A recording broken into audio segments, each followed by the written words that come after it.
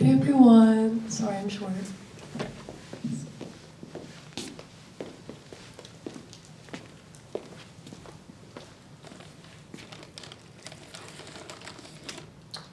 Okay, so today I'm going to be talking about building bridges and breaking barriers, but more importantly, I'm going to be talking about unifying the queer and straight community here at Penn State.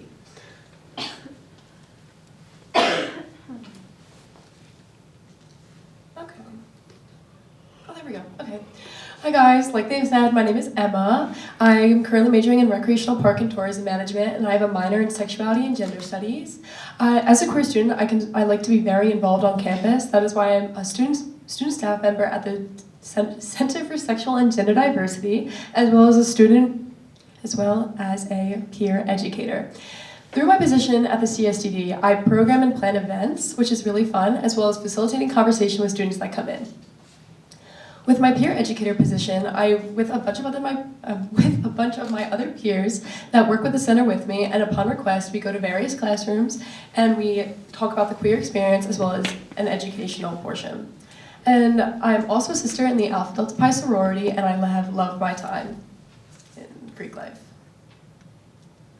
But through my position at the CSUD, I've noticed a division. This division is between the queer and straight community on campus. This division is more noticeable in certain environments than others. For example, at the Center for Sexual and Gender Diversity, we value a very safe environment. Therefore, we have a lot of gender diverse people come in, and that division is much less prominent. Whereas in Greek life, I experienced a lot less diversity, and that division is much more prominent. This division then leads to discrimination. You may be asking yourself, does discrimination actually happen on this campus? But the answer is yes.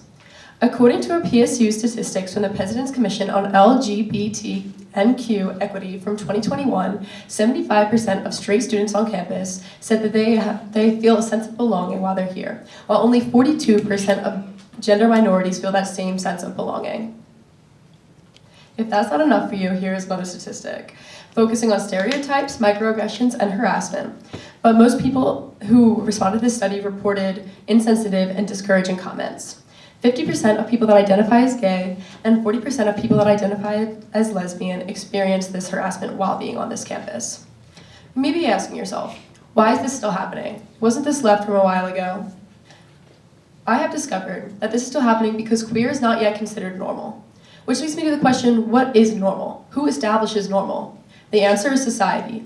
Through society, whatever is the most represented within our society is what is the most normal, and therefore we consider the most normal. Queer is not yet considered normal because we are less represented in society. But this also leads to the various types of norms. There's the straight norms and there's the queer norms. In the straight society, a lot of times the straight people do not want to associate with queer people because they're worried about messing up. It's a very vulnerable space to be able to ask questions and make mistakes, and that causes isolation because we don't want to be judged. Whereas in the queer community, whenever I go into a conversation and disclose my identity, I am expecting to be judged. Therefore, a lot of people tend to isolate themselves so they don't experience this judgment. Obviously, change needs to happen. But how? Lucky for you, sorry guys. A lot of things about change that people don't want to do is it's too much work. I don't want to adjust my daily life just to change something for one person or somebody that doesn't even affect me. But lucky for you guys, I established a very easy and effortless way to implement this change into your everyday life. I call it R&R. It's called representation, normalization, and respect. First up is representation. Representation is important in places that are not commonly represented. In the queer community, we want to be represented in all places, not just one. We don't want to be represented in just Lion Pride. We don't want to be represented in just the Center for Sexual and Gender Diversity. When you think of Penn State, you should think of all students, and that should include the queer community as well. With representation comes normalization. As I mentioned before, normalcy is supported by representation. If representation is present within society, normalization will occur naturally. Even it's as simple as talking about queerness will establish normalization with that Penn State. And lastly, respect. It's as simple as that.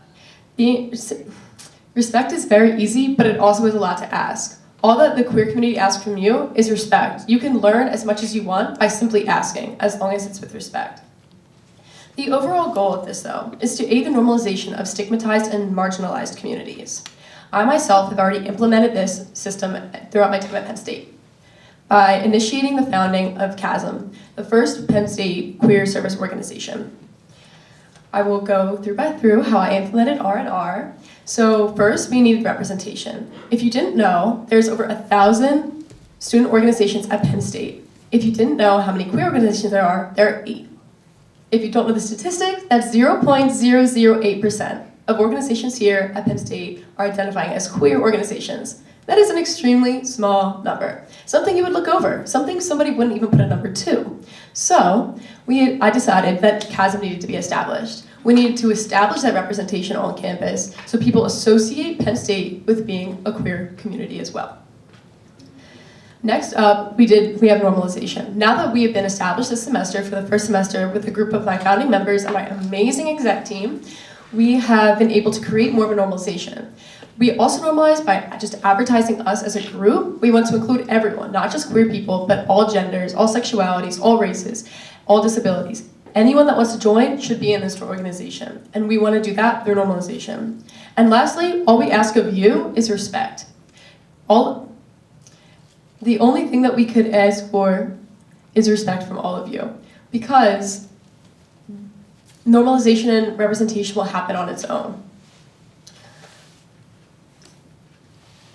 Some key takeaways that I want you to have from my experience with CHASM on campus, as well as through R&R, is to identify the awareness of discrimination. Have an awareness of discrimination on campus and know how to identify it, as well as implementing R&R, whether it is through your organization, through your classroom, or just in your everyday life. R&R can be implemented anywhere, and it's very important, and it can be used for any minority group or marginalized community, not just the queer community. Together, we can create one Penn State community. Thank you.